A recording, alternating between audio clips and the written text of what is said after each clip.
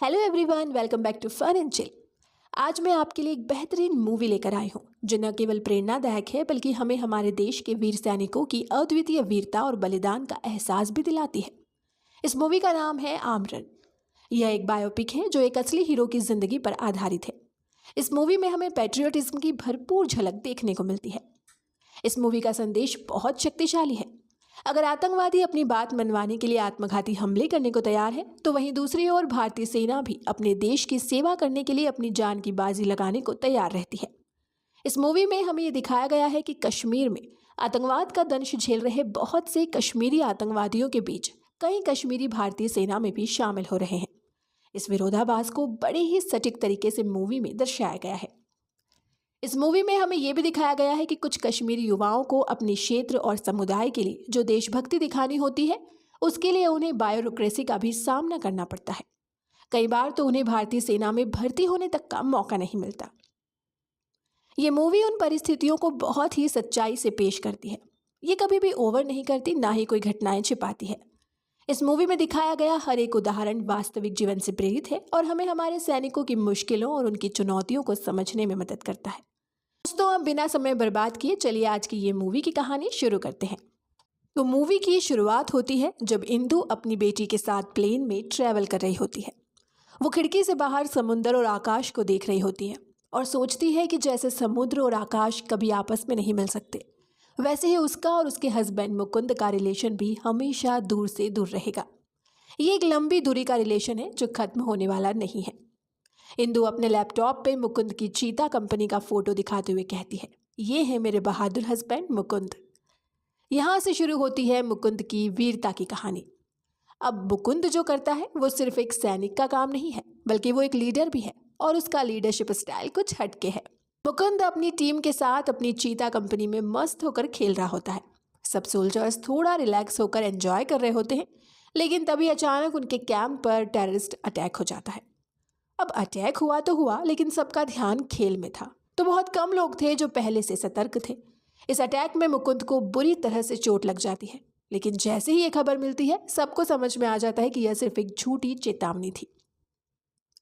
असल में यह अटैक कोई टेररिस्ट ने नहीं किया था। मुकुंद ने अपनी टीम को एक ज़रूरी लेसन सिखाने के लिए ये अटैक खुद प्लान किया था। उसका मकसद था कि उसकी टीम कभी भी किसी भी अटैक के लिए तैयार रहे, क्योंकि दुश्मन कहीं से भी और कभी भी आ सकता है। अगर आज सच में अटैक होता तो कोई भी सोल्जर जिंदा नहीं बचता, क्योंकि कोई भी रेडी नहीं था। अब ये जो मुकुंद है वो सिर्फ एक शानदार सोल्जर नहीं है, बल्कि एक बेहतरीन लीडर भी है। उसकी लीडरशिप की जो बात है वो कुछ खास है। उसे अपनी टीम के हर एक सोल्जर की ताकत और कमजोरियां अच्छे से पता है। वो समझता है कि कब क्या करना है और कैसे करना है। वो हमेशा अपनी टीम को कुछ ना कुछ नया तरीका अपनाकर इंस्पायर करता रहता है। मुकुंद की ये खूबी है कि उसे अपने लोगों को ना सिर्फ काम करवाना आता है, बल्कि उनकी इच्छाओं और ज़रूरतों को भी वो समझता है। वो टीम की कमियों को पहचान कर उन्हें सुधारने के तरीके ढूंढता है। वो कभी भी अपनी टीम को नीचे नहीं गिरने देता, हमेशा उन्हें ऊंचा उठाने की कोशिश करता है। यही वजह है कि वो सिर्फ एक शानदार सोल्जर ही नहीं, बल्कि एक प्रेरणादायक लीडर भी है। अब जैसे ही मुकुंद और उसकी टीम अल्ताफ को खत्म करने के लिए पूरी तरह से तैयार हो जाते हैं, तभी उन्हें सीनियर से एक अहम न्यूज़ मिलती है। अल्फाज गुरु की जेल में मौत हो गई है। हाँ, वही अल्फाज गुरु जिसने संसद पर हमला किया था और जो अभी तक जेल में था, लेकिन अब वो मर चुका है। इस खबर के बाद कश्मीर में टेररिज्म का एक नया चेहरा सामने आता है, अल्ताफ, जो अब बाहर आ चुका है। मुकुंद को एक गोल्डन चांस मिलता है। अब या तो उसे अल्ताफ को पकड़ना है या फिर खत्म करना है। अगर ये मौका हाथ से निकल जाता है तो अल्ताफ कहीं छिप जाएगा और उसे पकड़ पाना लगभग नामुमकिन हो जाएगा। मुकुंद अपनी टीम के साथ तुरंत एक्टिव हो जाता है। वो बिना किसी देरी के अल्ताफ का ट्रैक पकड़ने में कामयाब हो जाता है। मुकुंद अपनी टीम के साथ अल्ताफ को पकड़ने और खत्म करने के लिए पूरी तरह से तैयार होता है। सब कुछ प्लान के हिसाब से चल रहा था, लेकिन तभी सिविलियंस की एक भीड़ अचानक मौके पर पहुंच जाती है और अल्ताफ को बचाने के लिए आर्मी पर पत्थर फेंकने लगती है। ये एक ऐसी स्थिति बन जाती है जिसमें आर्मी को एक्शन लेने में बहुत मुश्किलें आ रही होती है। इस इलाके में टेररिस्ट ने सिविलियंस को आर्मी के खिलाफ भड़काया हुआ है और कुछ मिलिटेंट्स खुद को भीड़ में सिविलियंस की तरह छिपाकर उकसाने का काम करते हैं। ये लोग जानते हैं कि अगर भीड़ के अंदर रहकर कोई पत्थर फेंकेगा तो आर्मी कुछ नहीं कर पाएगी। आर्मी को सिविलियंस को मारने का हक नहीं होता, वो तो बस उन्हें रोकने की कोशिश कर सकती है। लेकिन इस पथराव के कारण अल्ताफ बच निकलता है और भागने में कामयाब हो जाता है। आर्मी के पास इतने सोल्जर्स नहीं थे जितनी बड़ी भीड़ वहां जमा हो चुकी थी। यही वजह थी कि ये मिशन चूक गया। हालांकि इस दौरान भी मुकुंद की टीम और उसकी सख्त मेहनत को देखकर कुछ लोग उसके फैन भी बन जाते हैं। ये मिशन भले ही सफल न हो पाया, लेकिन मुकुंद की लीडरशिप और उसकी स्ट्रेटेजी को देखकर बहुत से सिविलियंस को एक नई उम्मीद और विश्वास मिलता है। अब मूवी फिर से इंदु पर शिफ्ट हो जाती है और इंदु अपने रिलेशनशिप की शुरुआत के बारे में बताने लगती है। वो बताती है कि कैसे उनकी मुलाकात हुई और ये रिश्ता धीरे धीरे प्यार में बदला। इसी के साथ मूवी फ्लैशबैक में जाती है जहां इंदु और मुकुंद एक ही कॉलेज में थे। इंदु को हमेशा से स्टेज फियर था और कॉलेज के एक इवेंट में टीचर ने उसे रैंप वॉक का टास्क दे दिया। इंदु घबराई हुई थी और उसे ट्रेनिंग के लिए मुकुंद के पास भेजा गया। पहले मुकुंद किसी और लड़की को ट्रेन कर रहा था, लेकिन कुछ वजहों से उस लड़की को बदलकर इंदु को उसका रिप्लेसमेंट बना दिया गया। इंदु को स्टेज पर जाने का डर था और ऊपर से मुकुंद से भी डर लग रहा था। मुकुंद ने इंदु की ड्रेसिंग सेंस का मजाक उड़ाया था क्योंकि इंदु बॉयज की तरह शर्ट पहनती थी।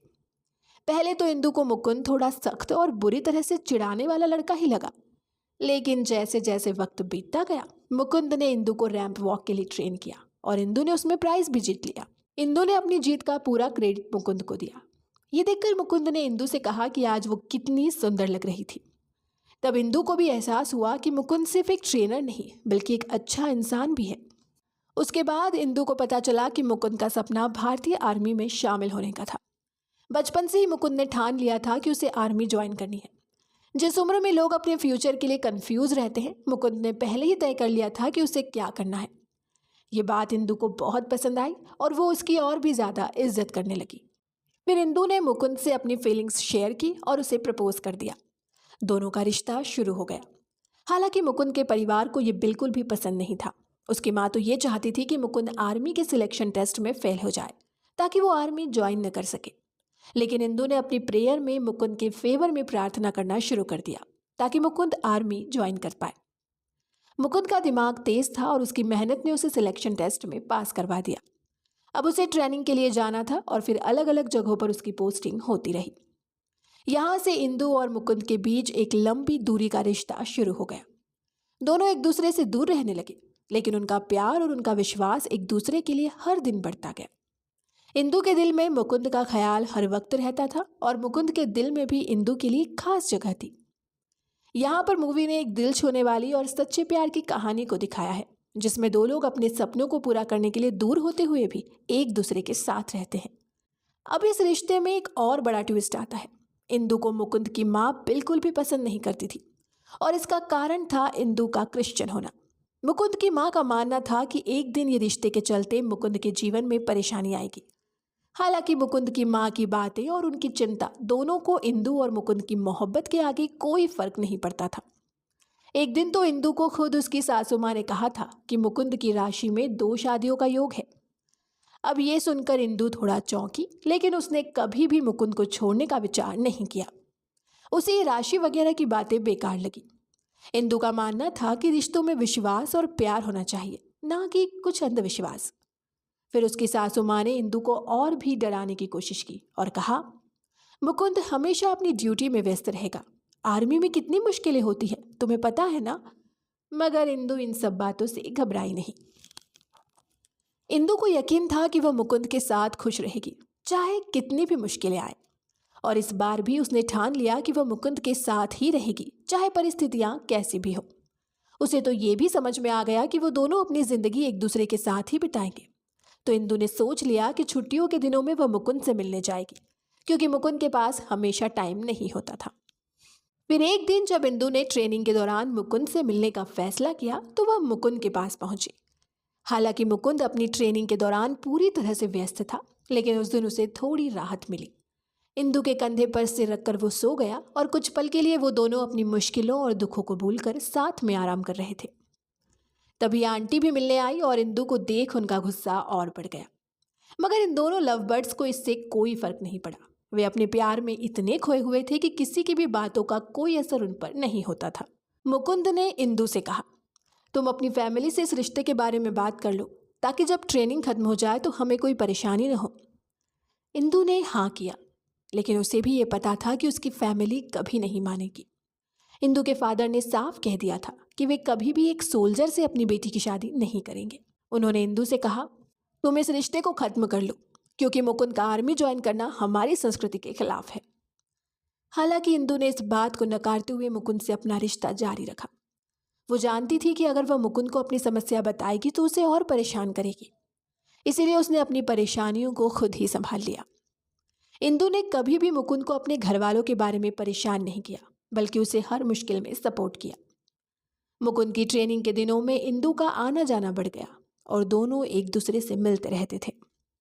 इन दोनों के बीच का प्यार और भी गहरा हो गया था और हर बार जब इंदु मुकुंद से मिलती तो ये उनका प्यार और भी मजबूत होता। मुकुंद की ट्रेनिंग पूरी हो गई और अब ये दोनों जानते थे कि अब उन्हें एक नई जिंदगी की शुरुआत करनी थी, चाहे उनके रास्ते में कितनी भी मुश्किलें क्यों न आए। अब मुकुंद ने अपने जीवन में एक और बड़ा कदम बढ़ाया था। वह अब एक लेफ्टिनेंट बन चुका था और उसकी फर्स्ट ड्यूटी की तैयारी में था। इस मौके पर उसने इंदु के साथ अपनी वचनबद्धता को और भी मजबूत किया। दोनों ने एक दूसरे से रिंग एक्सचेंज की। इस छोटे से पल में इंदु की आंखों में खुशी के आंसू थे और मुकुंद के चेहरे पर एक सुकून था। लेकिन इंदु की खुशियों में एक हल्का सा दर्द भी था, क्योंकि वो अभी भी अपनी फैमिली के फैसले से पूरी तरह संतुष्ट नहीं थी। उसने अब मुकुंद से एक और वादा लिया। वो हमेशा अपने वॉलेट में उसका फोटो रखेगा। जैसे पुराने बॉलीवुड फिल्मों में दिखाया जाता है कि जब सोल्जर अपनी ड्यूटी पर होते थे और अपने प्यार को मिस करते थे तो वो अपने वॉलेट में उसके फोटो को देखते थे। ये वादा मुकुंद ने बिना किसी शर्त के पूरा किया और इंदु का फोटो हमेशा अपने वॉलेट में रख लिया। इंदु का कॉलेज भी अब खत्म हो चुका था, लेकिन उसने अपने घर वालों के पास केरला जाने का मन नहीं बनाया। वो अब चेन्नई में ही नौकरी करने का निर्णय ले चुकी थी, क्योंकि उसने सोचा था कि उसके लिए इस वक्त अपने करियर पर फोकस करना जरूरी है। मुकुंद ने इंदु से कहा था कि वो उसके घर पर रुक सकती है, लेकिन आंटी ने फिर से मना कर दिया। इंदु को इस बार भी किसी बहाने का सामना करना पड़ा और अब वह पीजी में रहने लगी। फिर अंततः वो दिन भी आ गया जब मुकुंद को अपनी ड्यूटी पर जाना पड़ा। उसने सब को छोड़ दिया और इंदु को भी अपनी यादों के सहारे अकेले छोड़ दिया। मुकुंद की ट्रेनिंग और ड्यूटी के दौरान इन दोनों के बीच दूरियां आ गई, लेकिन उनका प्यार उतना ही गहरा था। वे दोनों जानते थे कि उनकी जिंदगियों में ये समय कुछ और बड़े सपनों की ओर बढ़ने का था और अपने लक्ष्य के प्रति उनका समर्पण और मजबूत हुआ। इंदु और मुकुंद के रिश्ते में न केवल प्यार था, बल्कि एक दूसरे के प्रति गहरी समझ और भरोसा भी था, जो इन दोनों को मुश्किल समय में भी एक दूसरे से जोड़े रखेगा। मुकुंद की पहली पोस्टिंग एक बहुत ही सेंसिटिव और खतरनाक जगह पर हुई थी, जहां उन्हें हर दिन जान का खतरा था। यहाँ की रातें तो और भी खतरनाक होती थी। मुकुंद और उसकी टीम को रात के समय सीटी बजाने का टास्क मिला था। ये सीटी का रिप्लाई उनकी सुरक्षा का संकेत होता था। अगर रिप्लाई आता तो सब ठीक था, लेकिन अगर रिप्लाई नहीं आया तो इसका मतलब था कि कुछ गड़बड़ है। एक रात 2 बजे इन पर हमला हो गया। हमला इतना अचानक और तेज था कि मुकुंद और उसकी टीम को इसका समय पर एहसास नहीं हो पाया। उनके साथ ही बॉर्डर की वायर्स को काटकर दूसरी साइड ले गए थे। ये दिन मुकुंद के लिए आर्मी के असली अनुभव जैसा था। उसे पहली बार यह एहसास हुआ कि आर्मी में हर दिन क्या संघर्ष होता है। 18 महीने बाद मुकुंद को एक नई पोस्टिंग मिली, जहां उसकी जिम्मेदारी अपने जूनियर्स को ट्रेन करने की थी। ये एक सुरक्षित पोस्टिंग थी, लेकिन इंदु और मुकुंद के रिश्ते में अब एक नई चुनौती आ गई। इंदु के पिता और मुकुंद के पिता दोनों इस रिश्ते के खिलाफ थे। इंदु के पिता को यह पसंद नहीं था कि उनकी बेटी एक सोल्जर से शादी करे और उन्होंने मुकुंद को इस रिश्ते को नकारने का फैसला किया। आज का दिन एक इत्तेफाक था, क्योंकि इंदु तो वैसे पीजी में रहती थी, लेकिन आज वो मुकुंद के घर पर थी। इंदु के पिता को यह समझ में आ गया कि इंदु के मन में क्या चल रहा है। वो उसे वापस ले आए और इंदु को कहा कि वह किसी और से शादी करे। इस पर इंदु ने अपनी फैमिली से सीधे बात की और मुकुंद से अपनी फैमिली की परेशानी को साझा किया। हालांकि मुकुंद को यह सब सुनकर गुस्सा आ गया। उसने कहा, जिन लोगों को आर्मी की रिस्पेक्ट नहीं है, उनके आगे अपनी शादी की बात कैसे कर सकता हूं। इस पर मुकुंद ने रिश्ता तोड़ने का फैसला किया और कॉल काट दिया। इंदु ने अपने फैसले को लेकर पूरी तरह से दृढ़ता दिखाई। उसने मुकुंद से रिश्ता तोड़ने के बाद भी इसे अकेले निभाने का निर्णय लिया। इंदु ने अपनी फैमिली को साफ कह दिया कि अब वो मुकुंद की पत्नी है और वो यहीं रहेगी। इंदु की फैमिली इस फैसले से हैरान थी, लेकिन वो इंदु का निर्णय नहीं बदल सकते थे। इंदु अब अकेले इस एक तरफा रिश्ते को निभा रही थी। वो अपनी फैमिली के साथ क्रिसमस नहीं मना रही थी, बल्कि अपने कमरे में अकेले बैठी हुई थी। सोच रही थी कि मुकुंद का प्यार और उसका वादा कभी भी पूरा नहीं हो सकेगा। लेकिन 11 महीने बाद मुकुंद ने अपनी गलती का एहसास किया। उसे समझ में आ गया कि उसने कितना गलत किया। छुट्टी मिलने पर वो सीधे इंदु के घर आया और अपनी गलती के लिए माफी मांगी। इंदु ने मुकुंद को माफ कर दिया और उनके रिश्ते को एक नया मौका दिया। अब इंदु के माता पिता ने भी मुकुंद को स्वीकार कर लिया। इसके बाद दोनों की शादी धूमधाम से करवाई गई और उन्होंने अपने रिश्ते की नई शुरुआत की। अब दोनों का प्यार और विश्वास पहले से भी ज्यादा मजबूत था और वे एक साथ अपनी जिंदगी की नई राह पर चलने के लिए तैयार थे। शादी के बाद मुकुंद का प्रमोशन हुआ और अब वह एक कैप्टन बन चुका था। इसके बाद उसे एक बेटी भी हुई, लेकिन प्रमोशन के बाद उसके छुट्टियों पर घर आने का समय और भी कम हो गया। कश्मीर में पोस्टिंग के दौरान वो अपनी बेटी से मिलने के लिए तरसता रहता था, लेकिन उसकी जिम्मेदारियां उसे छुट्टी लेने का वक्त नहीं देती थी। यही वो वक्त था जब उसने अपनी पत्नी इंदु और बेटी के लिए और ज्यादा मेहनत करना शुरू कर दिया था। कश्मीर में अपनी नई पोस्टिंग के बाद मुकुंद को फिर से प्रमोशन मिला और वह मेजर बन चुका था। वो वही बटालियन थी जिसने पहले अल्ताफ को मारने की कोशिश की थी, लेकिन वो असफल हो गए थे। अब उसे अपनी टीम के साथ ये चुनौती मिल रही थी और इस बार वो पूरी तरह से तैयार था। मुकुंद के सीनियर ने उसे बताया कि अल्ताफ किस गैंग के लिए काम करता है और कैसे उसने कश्मीर के नागरिकों को सेना के खिलाफ भड़काया हुआ है। इसके बाद मुकुंद ने अपनी कंपनी के अन्य सोल्जर्स से मुलाकात की, जिनमें से कुछ कश्मीर के ही थे और जिन्हें कश्मीर की सारी भाषाओं का ज्ञान था। मुकुंद ने सोचा कि ये वही लोग होंगे जो उसे कश्मीर के अंदर से मदद कर सकते हैं। वह अल्ताफ के घर भी गया ताकि उसके परिवार से बात कर सके और उसे आतंकवाद से बाहर लाने की कोशिश कर सके। लेकिन अल्ताफ के पिता के लिए अल्ताफ एक फ्रीडम फाइटर था जो कश्मीर को भारत से मुक्त करना चाहता था। अल्ताफ के पिता ने उसे समर्थन दिया और यहीं से मुकुंद को कश्मीर में आतंकवाद से लड़ने का नया रास्ता मिला। मुकुंद ने अपनी टीम के साथ कश्मीर के अंदर के हालात का जायजा लिया। वो जानता था कि आतंकवादियों ने छोटे बच्चों को भी ट्रेनिंग देने शुरू कर दी थी ताकि वे सेना के खिलाफ लड़ सके। एक दिन मुकुंद को जानकारी मिली कि अल्ताफ बच्चों को सेना के खिलाफ फायर करने की ट्रेनिंग दे रहा है, जो उसे और भी खतरनाक बना रहा था। अल्ताफ ने अपने एक आदमी से यह सलाह ली कि वह सुसाइड बम जैसे खतरनाक एक्ट करने के लिए तैयार मिलिटेंट्स का इंटरव्यू ले, क्योंकि कई मिलिटेंट अपनी जान देने को तैयार थे। इस प्लान के बारे में मुकुंद को उसकी इन्फॉर्मेशन से पता चल गया। वो अपने सीनियर से परमिशन लेकर उस घर पर हमला करने का प्लान बनाता है जहां इंटरव्यू हो रहा था। मुकुंद अपनी टीम के साथ घर के चारों साइड छिपकर बैठा था, लेकिन अल्ताफ को यह समझ में आ गया कि कोई उसे ट्रैप कर रहा है। उसने अपने आदमी को भेजा और फिर उसने खुद घर में घुसने का निर्णय लिया। इस दौरान मुकुंद बाहर से सारा मंथन सुन रहा था और अपने सोल्जर्स की मदद से सच्चाई जानने की कोशिश कर रहा था। एक बम विस्फोट के दौरान अल्ताफ के आदमी ने अपने आप को मिलिटेंट बता दिया और इससे अल्ताफ को शक हो गया। अल्ताफ ने उन लोगों को चेक किया और कपड़े निकालने को कहा। यहाँ तक कि मुकुंद के इन्फॉर्मर सोल्जर्स भी इस प्लान में शामिल थे और उनकी माइक्रोफोन के जरिए सारी बातें बाहर आ रही थी। अल्ताफ के बारे में सारी जानकारी पाकर मुकुंद ने अपनी टीम को आक्रमण करने का आदेश दिया। जब वह सोल्जर्स को बचाने के लिए हमलावर हुए तो अल्ताफ ने भागने की कोशिश की, लेकिन इस बार कश्मीर के नागरिकों ने सड़क पर पत्थर फेंकने की कोशिश की, लेकिन मुकुंद तैयार था। उसने भीड़ को रोकने के इंतजाम किए थे और खुद ही अल्ताफ को मार डाला। जैसा कि हम जानते हैं, इस मिशन में कोई भी कोइंसिडेंस नहीं था। ये सब कुछ मुकुंद की योजना थी। मुकुंद ने ही लतीफ को अल्ताफ की गैंग में एक मिलिटेंट के रूप में भेजा और उसे इंटरव्यू के बारे में मनवाया। फिर इस योजना के तहत उसने सोल्जर्स को अल्ताफ के खिलाफ एक कड़ी पकड़ बनाने के लिए भेजने का फैसला किया।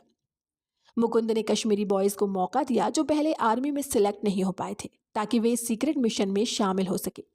ये उनकी कड़ी मेहनत और देश के प्रति समर्पण था जो उनकी टीम को इस मिशन का हिस्सा बनने का मौका मिला। मुकुंद ने पूरी तरह से अल्ताफ को उसके बिल से बाहर निकाला और उसे मार डाला। इसका क्रेडिट तो उसे गवर्नमेंट से मिला, लेकिन मुकुंद ने खुद को इनाम नहीं दिया।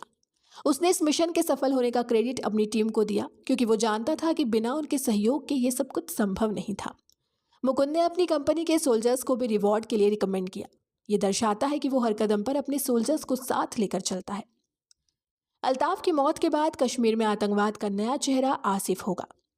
ये वही आदमी था जो अल्ताफ की मौत के बाद लोगों से ये कहने आया था कि वो बदला लेकर रहेगा। अल्ताफ की मौत को लेकर कश्मीर में गुस्सा और शोक का माहौल था और लोग उसे एक हीरो की तरह मानते थे। मुकुंद ने लतीफ़ को इनाम के पैसे देने के लिए अल्ताफ़ की मौत पर गवर्नमेंट द्वारा तय किए गए इनाम का पैसा दिया, लेकिन लतीफ़ ने पैसों को नकार दिया। उसने कहा कि वह पैसे के लिए नहीं बल्कि अपने भाई की मौत का बदला लेने के लिए इस मिशन में शामिल हुआ था। वो आतंकवादियों के खिलाफ था क्योंकि आतंकवादियों ने उसके भाई को मार डाला था। लतीफ़ की यह भावनात्मक स्थिति उसे एक सच्चे नायक के रूप में पेश करती है। मुकुंद अब अपनी फैमिली के साथ नए खुशहाल जीवन की उम्मीद कर रहा था। उसने अपनी पत्नी और बेटी से वीडियो कॉल पर बात की और उन्हें बताया कि वह नए फ्लैट को देखना चाहता है ताकि उनके माता पिता आराम से रह सके। यह परिवार के साथ समय बिताने की उसकी आकांक्षा को दर्शाता है जो इतने सालों से अपने कर्तव्यों में बंधा हुआ था। रात के समय आसिफ ने लतीफ़ पर शक करना शुरू कर दिया था कि वो गद्दार हो सकता है और इसी कारण उसने लतीफ़ को मारने से पहले मुकुंद का नाम लतीफ़ से निकलवाने की योजना बनाई। आसिफ का शक सही था। वह लतीफ़ से पूछताछ करने के बाद उसे मारने का फैसला करता है। ये घटनाक्रम इस कहानी में एक नया मोड़ लाता है जो दर्शाता है कि कैसे किसी भी मोर्चे पर विश्वासघात हो सकता है और ये युद्ध की दुनिया में भी दिखता है। लतीफ़ ने मुकुंद के लिए सब कुछ किया था, लेकिन आसिफ के लिए ये कभी भी पर्याप्त नहीं था। आसिफ ने लतीफ़ को बर्बर तरीके से मार डाला और फिर उसकी लाश को पुल के नीचे लटकाने का फैसला लिया। इसका उद्देश्य ये था कि आतंकवादी संगठनों के साथ किसी को भी कश्मीर में पंगा लेने का साहस न हो। लतीफ़ की लाश की इस हालत में मिलने के बाद ये संदेश साफ था कि आसिफ कश्मीर में आतंकवादियों के खिलाफ किसी को भी जिंदा नहीं छोड़ने वाला था। मुकुंद को जब ये पता चला कि लतीफ़ को कैसे मारा गया और उसकी लाश किस हालत में पाई गई तो उसने लतीफ़ को पूरा सम्मान देते हुए उसे दफनाने का निर्णय लिया। कश्मीर से कोई भी व्यक्ति आने की स्थिति में आसिफ उन्हें दुश्मन बना सकता था, इसीलिए मुकुंद ने यह सुनिश्चित किया कि लतीफ़ की मौत के बाद उसके सम्मान को कोई नुकसान न पहुंचे। ये एक नायक की तरह उनकी एक आखिरी कार्रवाई थी। जब मुकुंद और उसकी टीम वापस लौट रहे थे तो आसिफ ने मुकुंद की टीम पर हमला कर दिया। आसिफ के आदमियों ने मुकुंद के सोल्जर्स को बुरी तरह से घायल कर दिया और 2 सोल्जर्स को मार डाला। बाकी सोल्जर्स ने आसिफ से मुकाबला किया जिससे आसिफ को वहां से भागना पड़ा। अगर आसिफ वहीं रुकता तो आर्मी भी आ सकती थी, लेकिन उसे समय पर भागना पड़ा। जब यह हमला हुआ तो मुकुंद ने इंदु से संपर्क किया। इंदु को गन और बम की आवाजें सुनाई दी और उसे लगा कि यह मुकुंद का आखिरी दिन हो सकता है। लेकिन मुकुंद अब भी ठीक था, बस उसके बाकी सोल्जर्स मारे गए थे। मुकुंद अब आसिफ को पकड़ने और उसे खत्म करने की योजना बना रहा था, लेकिन आसिफ ने एक और चाल चली। आसिफ ने मुकुंद की टीम के एक कश्मीरी सोल्जर को पकड़ लिया जो पहले मुकुंद को कश्मीर में घुमाता था। आसिफ ने उसे पकड़कर टॉर्चर करना शुरू कर दिया और कश्मीर के नागरिकों को यह संदेश देने की कोशिश की कि अगर कोई कश्मीरी भारतीय सेना में शामिल होता है तो वो गद्दार होगा। आसिफ ने उस सोल्जर को मारने की बजाय भारतीय सेना को 8 घंटे का समय दिया उसे बचाने के लिए। यह एक चाल थी ताकि भारतीय सेना को समय मिल सके और आसिफ कश्मीरी सिविलियंस में डर पैदा कर सके। मुकुंद ने आसिफ के आतंकवादी नेटवर्क के बारे में जानकारी हासिल करने के लिए कश्मीर से सभी संदिग्ध लोगों को उठाने का आदेश दिया, मगर ये लोग जो ट्रेंड मिलिटेंट्स थे और ब्लाइंड टेररिज्म को फॉलो करते थे, उनसे कोई जानकारी निकालना आसान नहीं था। वो लोग किसी भी कीमत पर मुंह नहीं खोलने वाले थे। हालांकि मुकुंद को विश्वास था कि अगर वो इन लोगों को दबाव डालकर सही रास्ते पर लाता है तो उसे सही क्लू मिल सकता है। इधर आसिफ को किसी काम से बॉर्डर के उस पार जाना पड़ा। वहीं मुकुंद के पास अचानक आसिफ के पिता आ गए जो आसिफ के आतंकवादी कामों से नाखुश थे। वो चाहते थे कि उनका बेटा सुधरे और इसके लिए वो आर्मी की मदद करने आए थे। आसिफ के पिता ने मुकुंद को बताया कि आसिफ ने उस कश्मीरी सोल्जर को कहाँ रखा है और उसके साथ वो क्या करने वाला है। आसिफ का प्लान था कि वह सोल्जर की गर्दन भीड़ के सामने काटे ताकि कश्मीर के नागरिकों को यह संदेश दिया जा सके कि कोई कश्मीरी अगर भारतीय सेना ज्वाइन करता है तो उसे गद्दार माना जाएगा। मुकुंद ने बिना किसी तैयारी के सेंसिटिव जोन में जाकर अपने सोल्जर को बचाने का फैसला किया, लेकिन उसकी स्थिति जल्दी ही नियंत्रण से बाहर हो गई। भीड़ पत्थर फेंक रही थी और मिलिटेंट्स फायरिंग कर रहे थे। उस समय मुकुंद के सीनियर ने अपनी फोर्स के साथ वहां पहुंचकर सभी सोल्जर्स को सुरक्षित बाहर निकाला। मुकुंद को यह महसूस हुआ कि उसने बिना अनुमति के अपने सीनियर की बात मानी थी और अब इसके लिए उसे सजा मिलेगी। सजा के तौर पर मुकुंद को एक पत्र लिखने को कहा गया जिसमें उसे कश्मीर के लोगों से अच्छे रिश्ते बनाने के लिए आर्मी का योगदान स्पष्ट करना था। इसके बाद मुकुंद ने कश्मीर के बच्चों को पढ़ाना शुरू कर दिया और उन्हें आर्मी के अच्छे कामों के बारे में बताया। उसने ये प्रयास किया कि वो कश्मीरियों में आर्मी के प्रति सम्मान और विश्वास पैदा कर सके। एक दिन प्रैक्टिस के दौरान मुकुंद को बुलेट लग गई जो उसकी पीठ पर लगी थी। मुकुंद ने सोचा कि अगर उसने आर्मी हॉस्पिटल से इलाज कराया तो सोल्जर को कोल्ड मार्शल किया जा सकता था, क्योंकि ये गलती उस सोल्जर की थी। वो प्राइवेट हॉस्पिटल में गया जहां इंदु के पिता ने उसकी सर्जरी की। इंदु के पिता ने उसे बताया कि वो अपनी शादी से पहले भी आर्मी हॉस्पिटल में काम कर चुके थे, लेकिन उन्होंने कभी ये बात घर में किसी को नहीं बताई। उन्होंने कई घायल सोल्जर्स की हालत देखी थी और यही रीजन था कि वो अपनी बेटी की शादी एक सोल्जर से नहीं कराना चाहते थे। हालांकि जब उस दिन मुकुंद ने आर्मी यूनिफॉर्म में इंदु का हाथ मांगने आया था तो उन्होंने मना नहीं किया, क्योंकि वो आर्मी को सम्मान देते थे। सर्जरी के बाद मुकुंद को कुछ दिन की छुट्टी मिल गई और वो अपनी पत्नी और बेटी के पास वापस चला गया। इस समय उसकी स्थिति पहले से बेहतर थी, लेकिन उसके लिए आर्मी और कश्मीर के लोगों के बीच रिश्तों को सुधारने का रास्ता अभी लंबा था। मुकुंद ने अपनी चोट छिपा ली थी ताकि इंदु को डर ना लगे, लेकिन इंदु को जल्द ही इस बात का पता चल गया।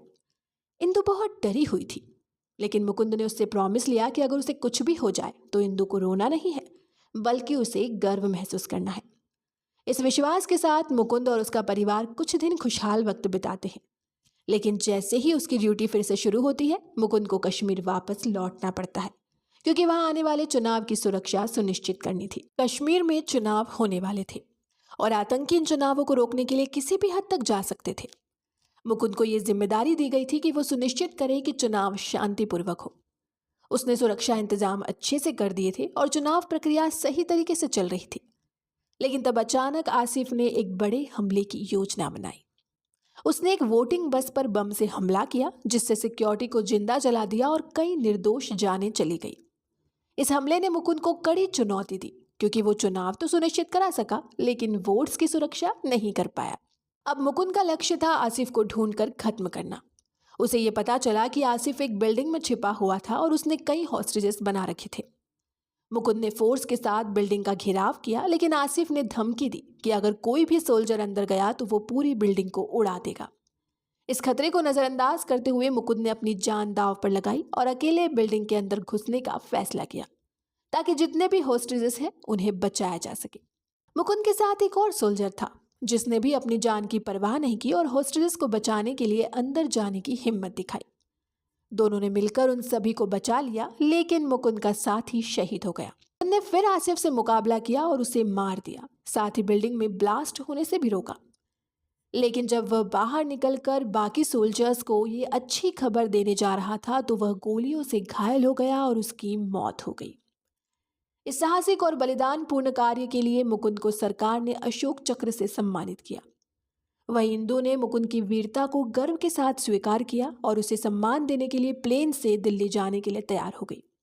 उस दिन इंदु की आंखों में कोई आंसू नहीं थे, क्योंकि वो जानती थी कि उसके पति ने अपना कर्तव्य निभाते हुए देश के लिए जान दी थी। ये कहानी मुकुंद के साहस, कर्तव्य और बलिदान की मिसाल है। उसने दिखाया कि एक सच्चा सैनिक केवल अपनी जान की परवाह नहीं करता, बल्कि अपने देश, अपने लोगों और अपने परिवार की सुरक्षा के लिए किसी भी हद तक जा सकता है।